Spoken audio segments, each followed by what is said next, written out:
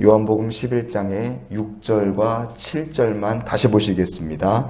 나사로가 병들었다함을 들으시고 그 계시던 곳에 이틀을 더 유하시고 그 후에 제자들에게 이르시되 유대로 다시 가자 하시니. 아멘.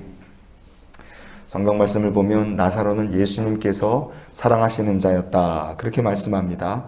그런데 그 사랑하시는 나사로가 병들어 죽게 되었다, 위기에 놓였을 때 그의 누이인 마르다와 마리아는 예수님 계신 곳으로 사람을 보냈어요.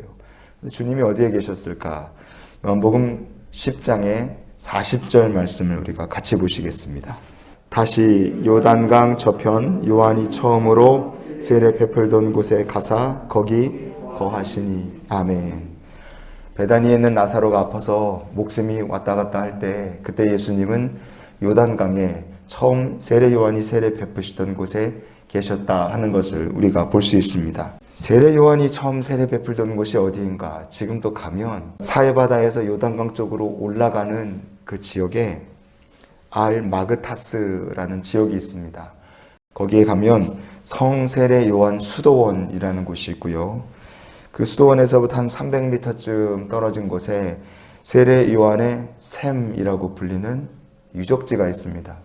그곳이 바로 세례 요한이 사역을 했던 곳이고 예수님께서 세례 받으신 곳이다, 그렇게 사람들이 추정을 합니다. 우리가 정확한 곳은 알 수 없으나 바로 그곳을 나사로가 아파서 죽어가던 날 예수님 계시던 곳이다, 그렇게 한번 추정을 해보고 판단을 해봤으면 좋겠습니다. 그러면 거기서부터 나사로가 아파서 죽어가던 베다니까지는 거리가 얼마나 먼가? 나사로가 죽어가던 곳을 베다니라고 놓고 보면 예수님 계셨던 곳에서 직선거리로 약 29km 정도 됩니다. 지금 예배를 드리시는 이곳에서부터 29km 그러면 부천 정도 거리고요. 위로 올라가면 동두천 정도까지 가는 겁니다. 꽤 먼 거리입니다. 그러나 29km면 하루에 가는 게 불가능한 거리는 또 아닙니다. 마음만 먹으면 소식을 듣자마자 부지런히 걸어서 갔으면 어쩌면 당일에도 베다니까지 예수님이 가실 수 있는 그런 거리였어요. 그런데 예수님께서는 나사로의 집에서 사람이 와서 아파서 죽어간다 그랬는데도 꿈쩍도 안 하시는 거예요. 오히려 이렇게 말씀하셨습니다. 요한복음 11장의 4절 말씀을 같이 보시겠습니다. 이 병은 죽을 병이 아니라 하나님의 영광을 위함이요 하나님의 아들이 이로 말미암아 영광을 받게 하려 함이라 하시더라. 아멘. 예수님께서는 나사로의 병이 이거 죽을 병 아니다, 이거 하나님의 영광을 위한 것이다, 그렇게 말씀하셨습니다. 그리고는 6절 말씀에 이렇게 예수님이 하신 일들을 성경이 이야기합니다.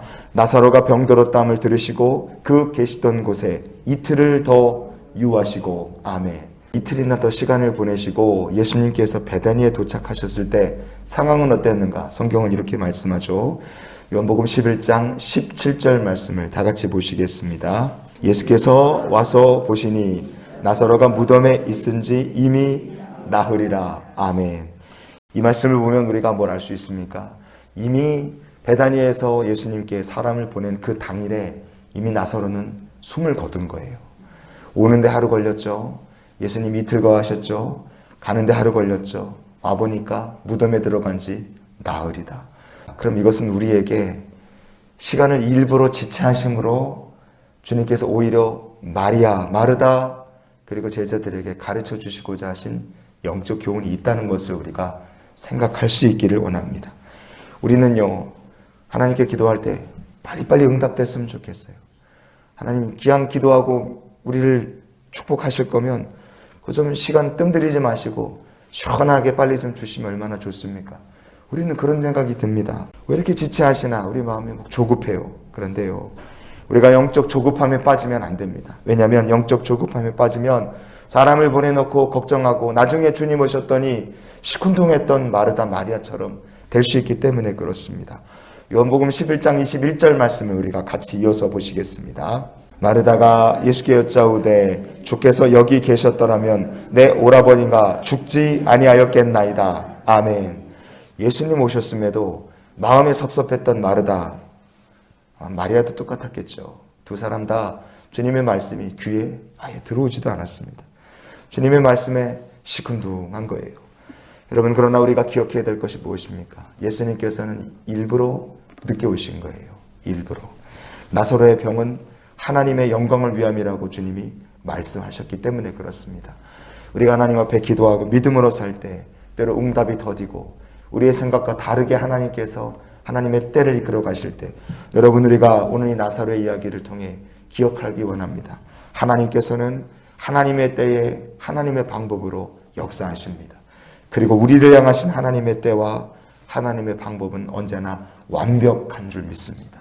신앙생활이란 하나님의 때를 기다리는 것이고 하나님의 방법에 우리의 심령을 쳐서 순종에 맞춰가는 것인 줄 믿습니다. 그래서 우리가 이런 기도로 오늘 하루의 삶을 살았으면 좋겠어요. 하나님의 때와 하나님의 방법에 언제나 순종케 하여 주시옵소서. 오늘도 하나님의 때를 기다리고 하나님의 방법에 순종하고 주와 발맞춰가는 우리들의 삶을 통해 주님의 뜻이 이루어져가고 하나님께서 영광 받으시는 복 있는 삶이 되시기를 주의 이름으로 축원을 드립니다.